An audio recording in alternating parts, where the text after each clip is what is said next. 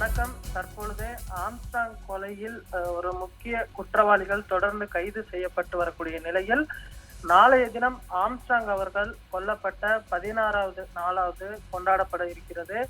குறிப்பாக கடந்த ஜூலை 5ஆம் தேதி ஆம்ஸ்ட்ராங் அவர்கள் பெரம்பூரில் இருக்கக்கூடிய அவரது புதிதாக கட்டுவரக்கூடிய இல்லத்திற்கு அருகே வைத்து கொல்லப்பட்டார்.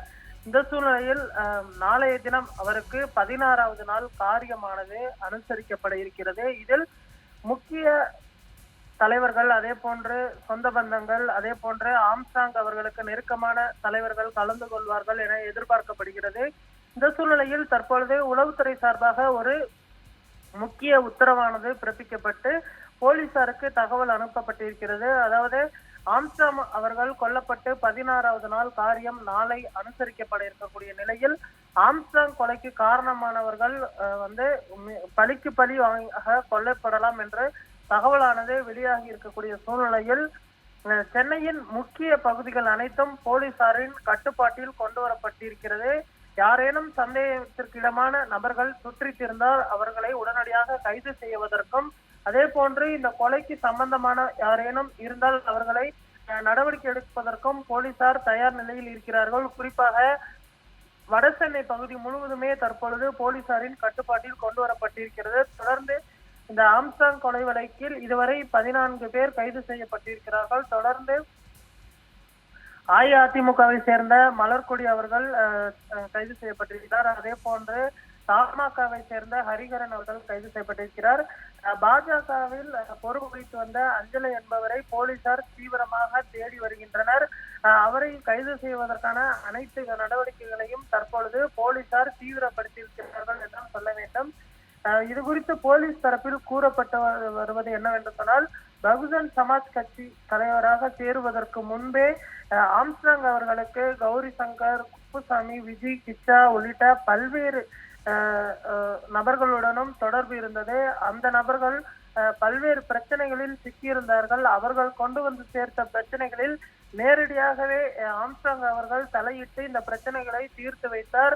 ஒரு கட்டத்தில் தொழில் போட்டி காரணமாக அவருக்கும் தற்பொழுது வேலூர் மத்திய சிறையில் அடைக்கப்பட்டிருக்கக்கூடிய ரவுடி நாகேந்திரன் அவர்களுக்கும் பகை ஏற்பட்டது. இதில் நாகேந்திரனின் எதிரியான பாம் சரவணன் கோஷ்டியில் ஆம்ஸ்ட்ராங் அவர்கள் ஐக்கியமானார். பாம் சரவணின் தம்பி தென்னரசுக்கு பகுஜன் சமாஜ் கட்சியில் மாவட்ட செயலாளர் பொறுப்பானது வழங்கப்பட்டது. இது தென்னரசு எதிரி ஆற்காடு சுரேஷுக்கு பிடிக்கப்படவில்லை.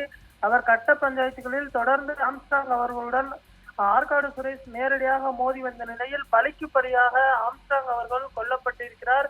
ஆம்ஸ்ட்ராங் அவர்கள் கொல்லப்பட்டிருக்கக்கூடிய சூழ்நிலையில் அவருக்கு பழிக்கு பழியாக மீண்டும் ஒரு கொலை நடக்கப்படலாம் என்று உளவுத்துறையானது எச்சரிக்கை விடுத்திருக்கக்கூடிய நிலையில் இந்த கொலையில் தொடர்பு இருக்கக்கூடிய அனைவருமே தற்பொழுது கைது செய்யப்பட்டிருக்கிறார்கள். குறிப்பாக ஆற்காடு சுரேஷின் தோழி அஞ்சலி அவர்கள் தற்பொழுது தீவிரமாக போலீசார் தேடி வருகின்றனர்.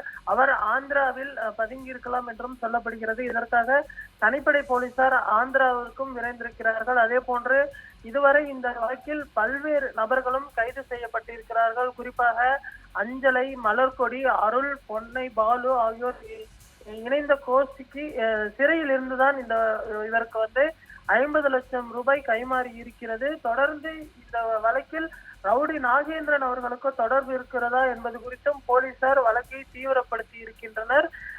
நாளைய தினம் 16வது நாள் அனுசரிக்கப்படுகிறது. எந்த ஒரு அசம்பாவிதமும் நடைபெறாமல் அமைதியான முறையில் இந்த 16வது நாள் காரியம் அனுசரிக்கப்பட வேண்டும் என்றும் அவரது குடும்பத்தினருக்கும் அதே போன்று அவரது கட்சி சார்ந்த நபர்களுக்கும் போலீசார் அறிவித்திருக்கின்றனர்.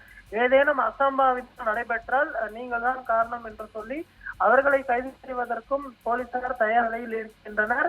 நாளைய தினம் ஒரு முக்கிய நாளாக பார்க்கப்படுகிறது. 16வது நாள் காரியம் அமைதியாக முடியுமா என்ற ஒரு எதிர்பார்ப்பு எழுந்திருக்கிறது. அதே சமயத்தில் போலீசார் முக்கிய வீதிகள், தெருக்களில் தீவிர தேடுதல் வேட்டையிலும் ஈடுபட்டு வருகின்றனர். அதே போன்று முக்கிய சாலை சந்திப்புகளில் பேரிகார்டு அமைத்து போலீசார் தீவிர வாகன சோதனையில் ஈடுபட்டு வருகின்றனர். ஏதேனும் சந்தேகப்படக்கூடிய நபர்கள் பிடிபட்டால் அவர்களை கைது செய்வதற்கும் போலீசார் தயார் நிலையில் இருக்கிறார்கள். இந்த சூழ்நிலையில் வழக்கறிஞர் அருள் இந்த வழக்கில் கைது செய்யப்பட்டிருக்கிறார். வழக்கறிஞர் அருள் அவர்களின் மனைவி அபிராமி அவர்கள் ஆவடி கமிஷனர் அலுவலகத்தில் நேற்று ஒரு முக்கிய புகாரை அளித்திருக்கிறார்.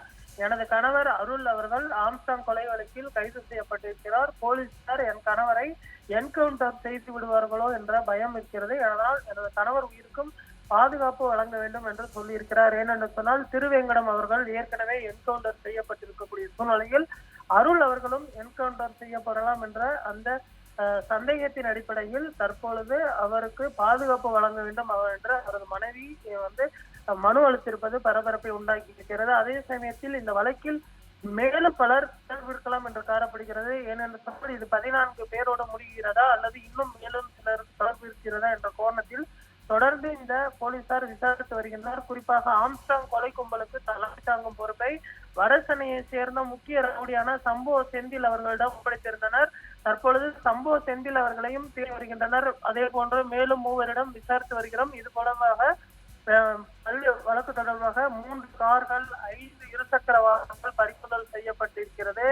ஆம்ஸ்டாங் கொலை வழக்கில் குற்றம் சாட்டியிருக்கப்படக்கூடிய மலர்கொடி, அஞ்சலை மற்றும் ஹரிஹரன் ஆகியோர்கள் அவர்களை சார்ந்திருக்கும் இந்த நபர்களையும் தொடர்ந்து விசாரிக்கக்கூடிய பொறுப்புகளை போலீசார் தற்பொழுது மேற்கொண்டு வருவது குறிப்பிடத்தக்கது.